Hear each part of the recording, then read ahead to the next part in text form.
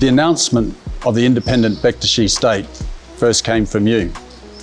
I'm wondering what it is that sparked that idea.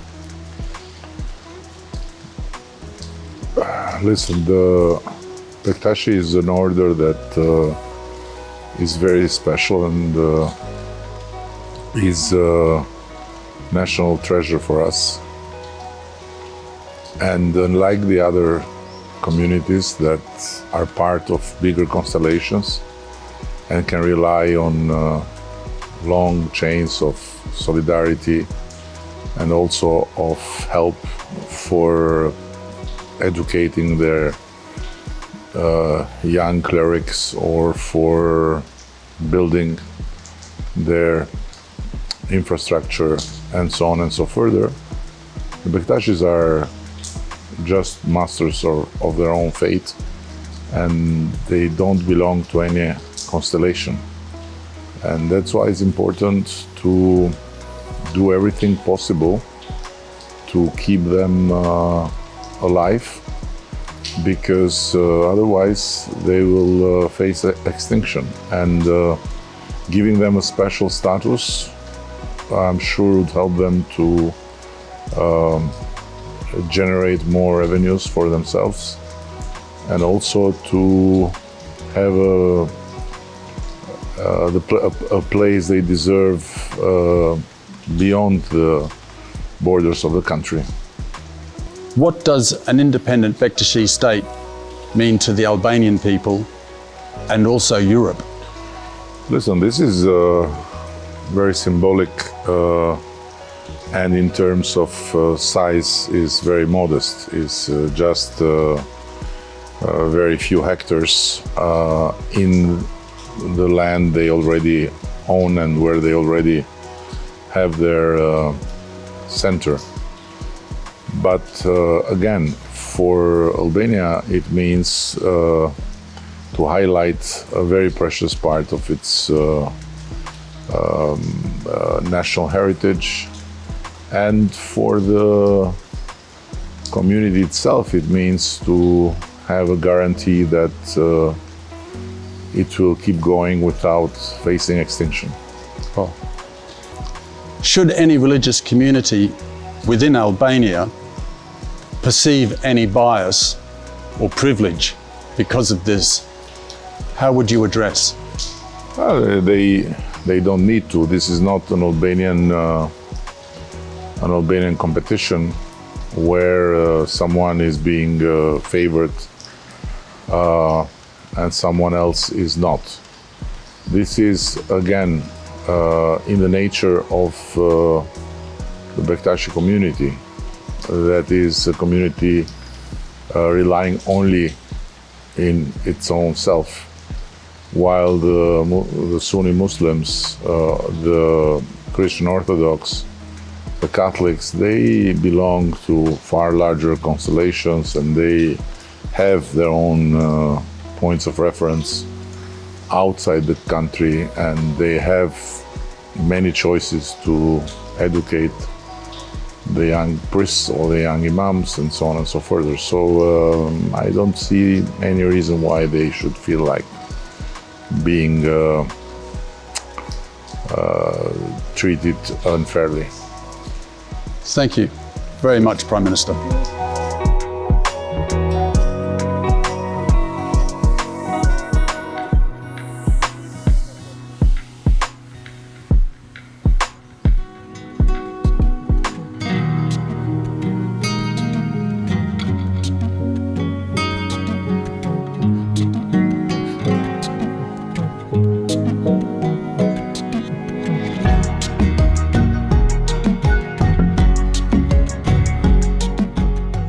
Albania has long been a model of interfaith harmony in the Balkans.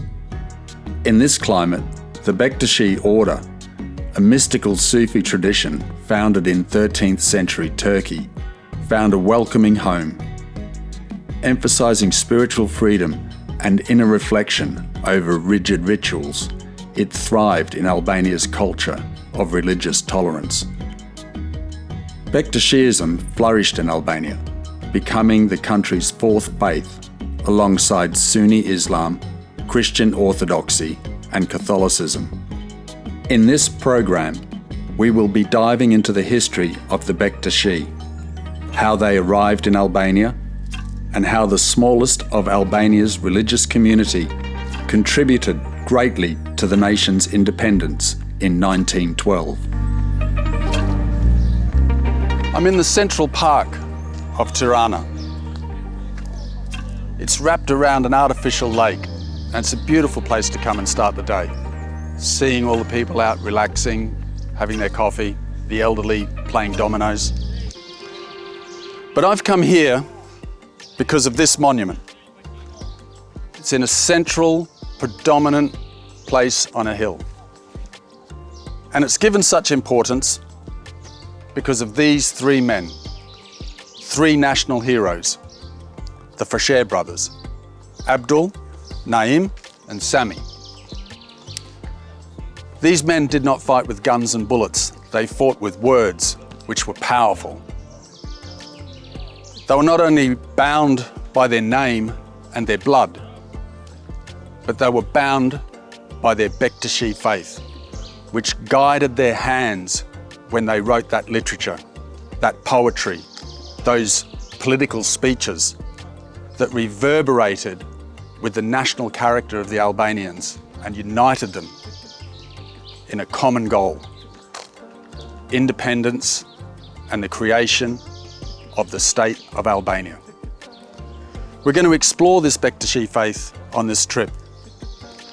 See some wonderful landscape, some beautiful rivers, mountains, and their worship places that are hidden high up in the hills and in very remote locations.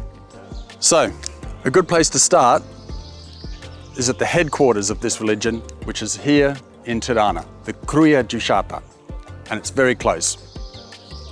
Let's go check it out.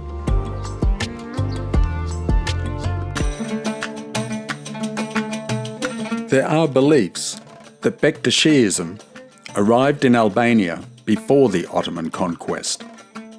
Its early missionaries became entwined with Christian saints like Saint Spiridon, known to the Bektashis as Seri Saltik. This blending of Christian and Muslim traditions enabled Bektashis and Christians to worship side by side. Visitors are welcomed to explore the Kërkon Gjyqata's richly decorated prayer halls, peaceful gardens, and a museum which offers insights into the Bektashi's religious diversity and mystical heritage.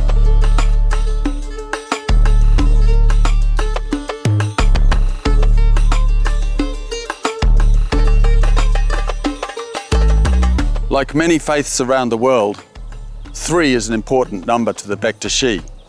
In Christianity, there is the Father, the Son, and the Holy Ghost. To the Bektashi, there is Zoti, God, Muhammad, the Prophet, and their most important Imam, Ali. This Holy Trinity made it easier for the Balkan Christians to understand Bektashism and paving the way for Sunni Islamic teachings when the Ottoman Empire expanded.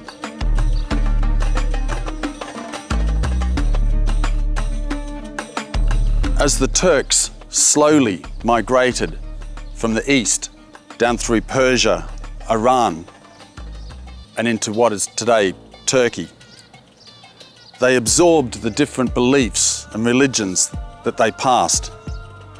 And it was in the 13th century that this man, Haji Bektash Veliu, incorporated them all into what is today Bektashism. Later, in the 15th century, it was formalized as the religion that we know today.